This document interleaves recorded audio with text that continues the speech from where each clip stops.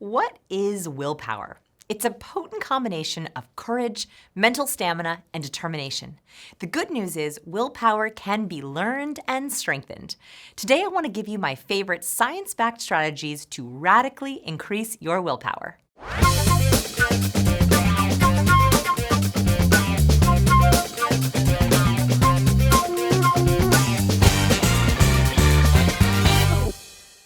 As humans, we have tremendous capability. We can solve complicated problems, dream big, and imagine all kinds of creative possibilities. But most of us underutilize our brain power. We skim Facebook instead of delving into our next big work project. We watch Netflix instead of learning a new skill. We flip through magazines instead of writing the next great novel. Why? Because achievement is a lot of work. Pushing our mental boundaries is challenging, uncomfortable, and exhausting. Willpower is what gets us through. People with high willpower get more done, achieve greater success, are above average in their abilities, stand out from the crowd. I want to delve into the science of willpower, inspired by the incredible book, The Willpower Instinct by Dr. Kelly McGonigal, a Stanford University psychologist. Willpower is the key to improving our health, happiness, and productivity. Step number 1, the Willpower Challenge. Before we get started, I want you to think of your biggest willpower challenge. What comes to mind with these prompts? What do you want to do more of? I want more. What do you want to do less of? I want less. What behavior doesn't serve you? I won't. It's important to think about specific needs to help you increase your willpower while learning these next skills. Step number 2, self-knowledge. To increase your willpower, you have to know a little bit about yourself. This is all about increasing your emotional intelligence. In the words of Dr. McGonigal, to succeed at self-control, you need to know how you fail. Willpower is about doing. It's also about knowing your trigger points, your mental traps, and your habits. So let's do some self-exploration. It's time for some brutal honesty. Don't worry, it's just you and me. I won't tell anyone about your willpower breaks. Ever eaten cake with your hands because you were too lazy to find a fork? Been there. Or gone to the gym for a workout, but really just took a long steam shower? Done that. Let me tell you about something you're fighting against. It's called the Dunning-Kruger effect. Research shows that people who think they have the most willpower are actually the most likely to lose control when tempted. In other words, we tend to overestimate our willpower. Have you ever seen a high school talent show? Everyone, even if they don't want to admit it, think they're going to win. Please self-evaluate with the following questions. Where do you most often give in on your willpower? When do you most often give up on your willpower? What exhausts your willpower the most? Step number 3, two-toned brains. Willpower is a finite resource. We don't think of willpower as a muscle, but just like a bicep or quad, it gets fatigued after lots of use. This is because willpower comes from a certain area of our brain called the prefrontal cortex. Dr. McGonigal explains it like this. We have two brains, an impulsive pleasure seeker and a wiser achiever. The pleasure seeker wants treats and fun entertainment. The achiever wants to make good, long-term decisions. The achiever is dictated by willpower. The pleasure seeker is tempted by candy bowls in the office, a friend asking to play hooky, or pinging social media distractions. Our achiever brain is constantly reining us in. After a while, that muscle gets tired of saying no. This is why at the end of a day, you binge eat on ice cream after saying no all day. The willpower part of our brain gets tired when we use it too much because it's constantly fighting that pleasure seeker. We don't even realize how often we're exercising our willpower muscle. For example, how many food choices do you think you make in a day? One of my favorite studies asked people this exact question.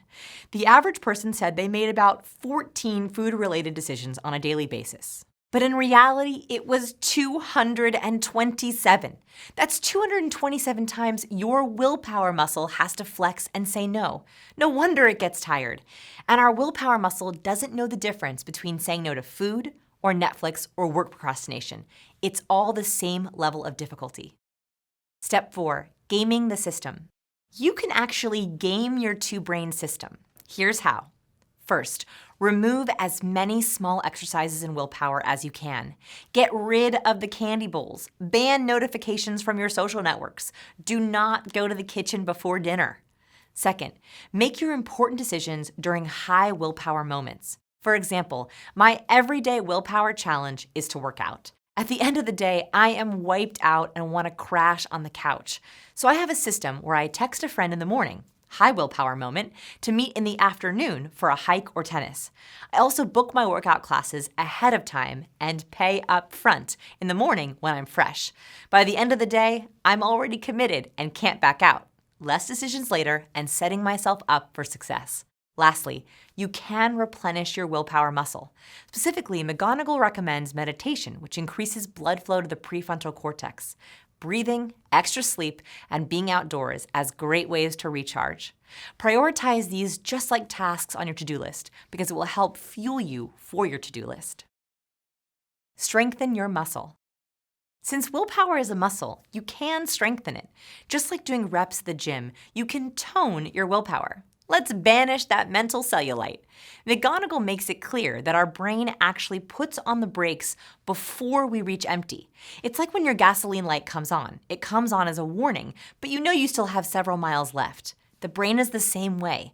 Take running, for example. Let's say you're on the treadmill and your legs begin to burn and your brain says, I'm at my limit, I better stop. In actuality, you could go further, but your brain is playing it safe before you get too tired and collapse. But when you're training for a marathon, you run farther each day and keep pushing your brain a little bit more. Nope, I'm going 1 mile more. As you do, you get stronger and you run faster next time. You can do the same thing with willpower. I want you to be a mental athlete. Next time you're tired or about to give in, see if you can go just one step further, just 5 minutes more. Commit to one small habit that you will do every day a little bit more. License to sin. I am so guilty of license to sin. This is when you do something good, and so you give yourself permission to be bad. Do these licenses sound familiar? I worked out extra hard. Now I can have an extra portion. I finished all my work. I can have one drink. I ate great yesterday. I can have this candy now. This license to sin happens when goals are being associated with being good, and so it becomes tempting to indulge in a reward. The only way to stop this behavior is to untie goals from being good. No more, I have been good, therefore I should be rewarded. Instead, try, I've met my goal. That feels great. I feel empowered. I feel powerful. This means tying your goals or actions to long-term desires and values, or seeing the intrinsic benefits of an activity like getting endorphins when you work out. Not a license to eat more. Or cooking dinner with your family means more quality time. Not a license to watch more TV. The what the hell effect. The what the hell effect is treacherous for goals. It's when good intentions fail and resolutions fall by the wayside.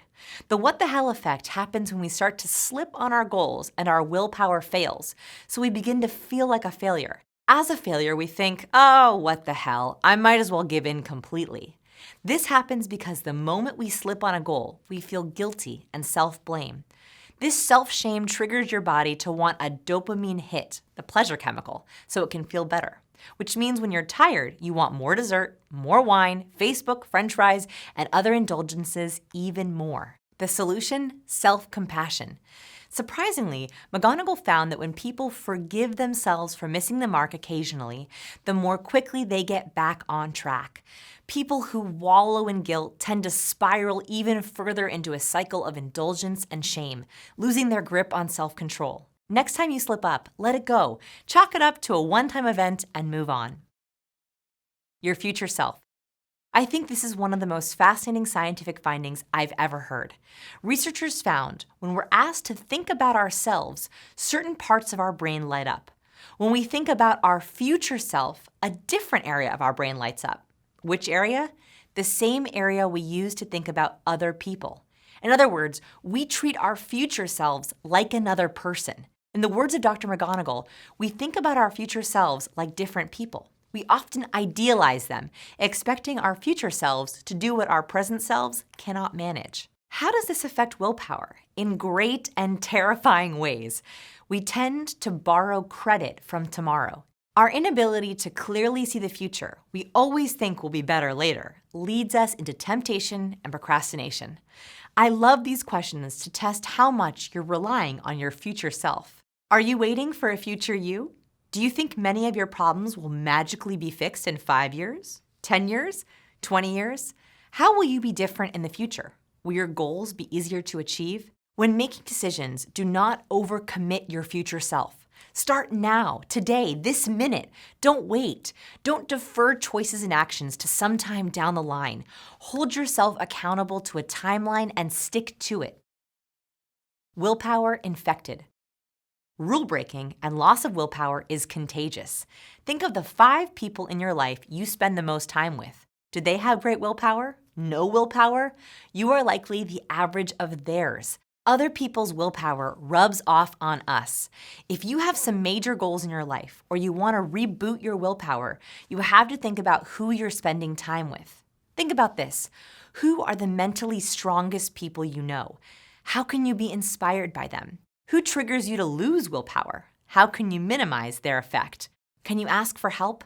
Who can keep you more accountable? Never say, I won't. I have a challenge for you. Right now, don't think about a purple bicycle. Don't. Really don't think about a purple bicycle. Did you think of one? Almost impossible not to. The more we're told not to think about something, do something, or try something, the more we want that something. McGonagall says we should stop saying, I won't, and instead give ourselves permission and freedom of thought. Studies of brain activation confirm that as soon as you give participants permission to express a thought they were trying to suppress, that thought becomes less likely to intrude later. Willpower is not about suppressing thoughts. It's about changing action. It's not about shaming your brain into action. It's about inspiring and accepting it. Guilt and shame over your setbacks lead to giving in again, but self-forgiveness and self-compassion boost self-control. Here's what I want to tell you. You are wonderful just the way you are. Now it's time to optimize it. Think about how you can be your best self and how willpower can help you get closer. Start. What's the one thing you could do right now to have greater success? Stop. What's the one thing you could stop doing right now to improve the quality of your life? Do you have one stop and one start? Good. Now that you have the willpower to act, get started on your goals right now with our free goal-setting class up next. Are you living up to your full potential? Do you want more? I would love to help you. Get started with my free training and learn more about People School today. Visit scienceofpeople.com/pschool. Okay, you need to muster up 1 more ounce of willpower to like this video. Thanks a bunch and subscribe to our channel. You got this.